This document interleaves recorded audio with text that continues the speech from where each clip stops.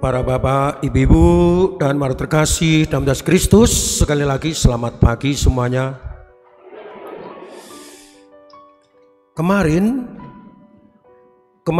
adalah tanggal 5 November, juga merupakan Sabtu pertama dalam bulan. Sabtu pertama dalam bulan bagi gereja, bagi kita semua, sering juga disebut sebagai Sabtu Imam. Tiap Sabtu pertama, tiap hari Sabtu Imam, di paroki-paroki ada doa, ada misa senakel. Doa misa senakel di Sabtu pertama itu tujuannya adalah untuk mendoakan para romo, mendoakan para bruder, mendoakan para suster, mendoakan para frater seminaris agar mereka setia pada panggilan mereka. Ngomong-ngomong nih, para umat mendoakan romo enggak? Mendoakan romo enggak? Lah kok romo suaranya jelek? Pasti tidak didoakan nih. Tolong ya, doakan supaya romonya sembuh dan bersuara bagus, sehingga bisa berperwartaan, bisa menyanyi. Nah, tiap kali ada kegiatan doa atau misa senakel, di sana hadir beberapa pihak.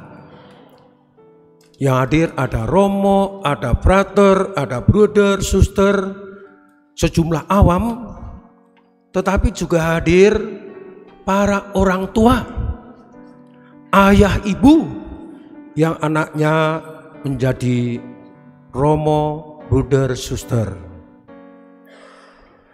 Pada suatu kesempatan, setelah selesai doa atau setelah selesai misa senakel, saya pernah bertanya kepada sepasang suami istri. Saya bertanya begini,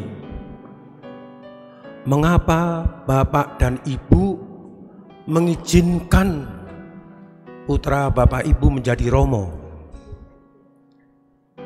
Saya tanya begitu, mengapa bapak dan ibu mengizinkan putranya untuk menjadi romo?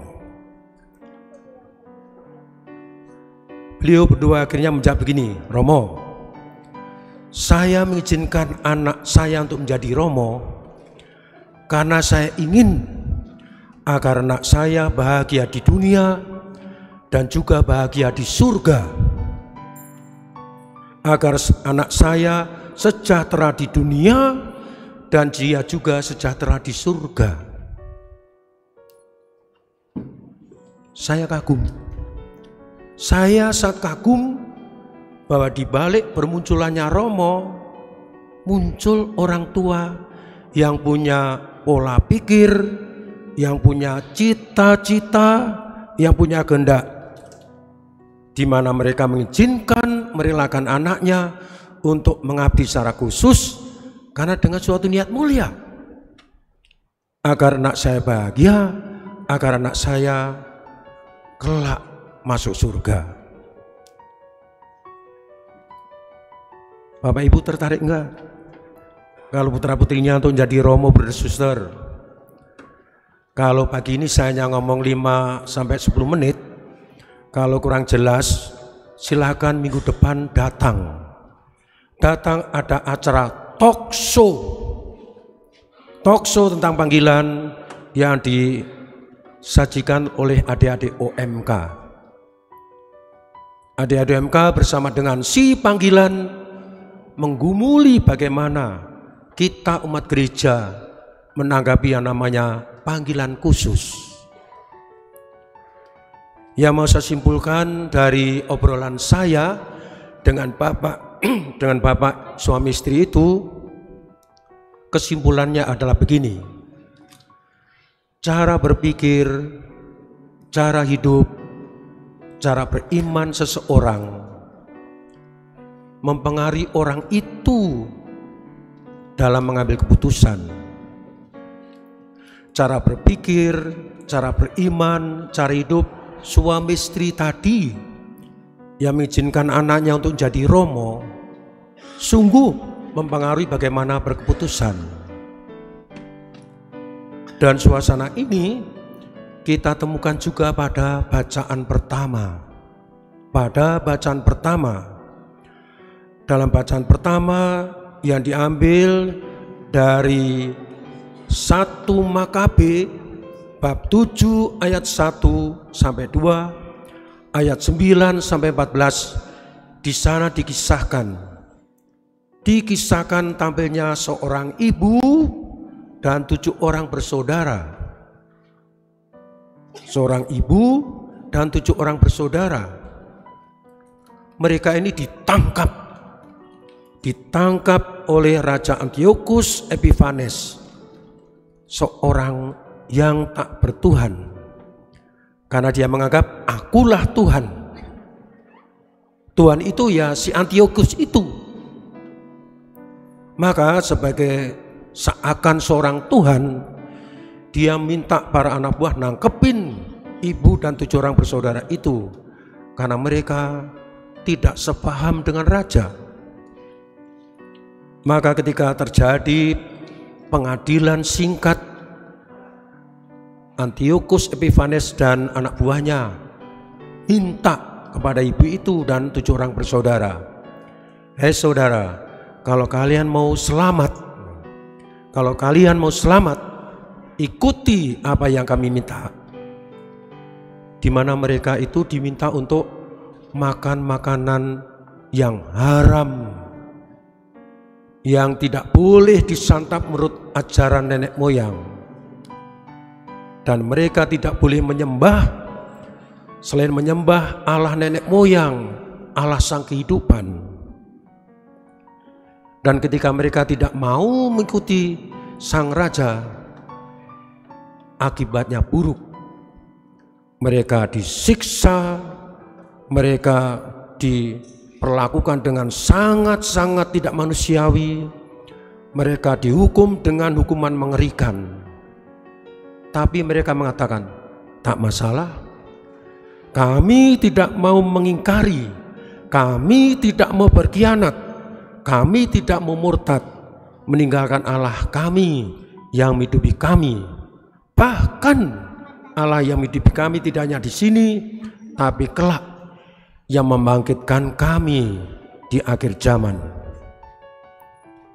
Nah, satu persatu mereka disiksa dan mereka benar di hadapan Allah, dan mereka itu dilindungi oleh Allah.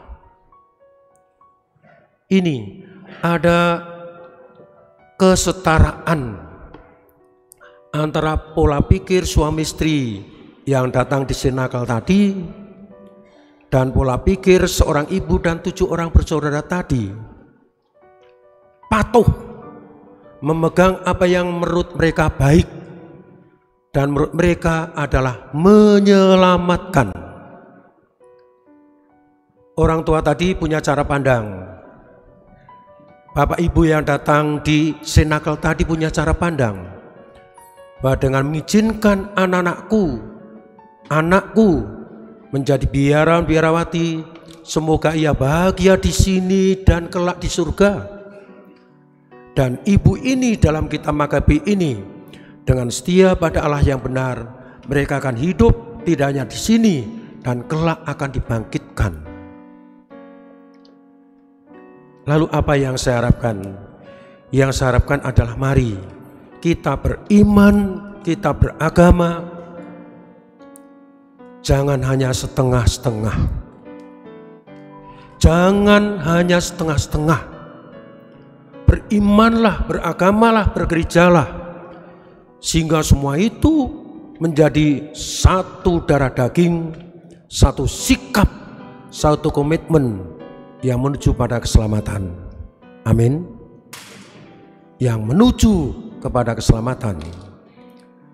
Nah, terkait dengan keselamatan, kebangkitan, dan juga kehidupan itu, pagi ini kita juga mendapat peneguhan dari Rasul Paulus dalam bacaan kedua, dalam surat kedua Tesalonika bab 2 ayat 16 sampai 3 ayat 5, Rasul Paulus bilang, saudara-saudara, kamu para umat di Tesalonika, saudara-saudara, kamu para umat di Katedral Bogor, saya bersyukur dan bersukacita oleh kesetiaanmu kepada Allah. Dan yakinilah Allah yang setia itu, Ia pun tidak akan meninggalkan kamu. Nah, peneguhan inilah yang pernah disandang oleh seorang ibu dalam kitab Makabi tadi. Maka di akhir permenungan ini saya mengajak kita semua, mari kita bangun kesetiaan pada iman kita, gereja kita, dan sebagai anak-anak Allah. Dan kita juga mendoakan semoga Romo, Bruder, Suster, dan para calon biar-biarati setia pada panggilan mereka. Tuhan memberkati.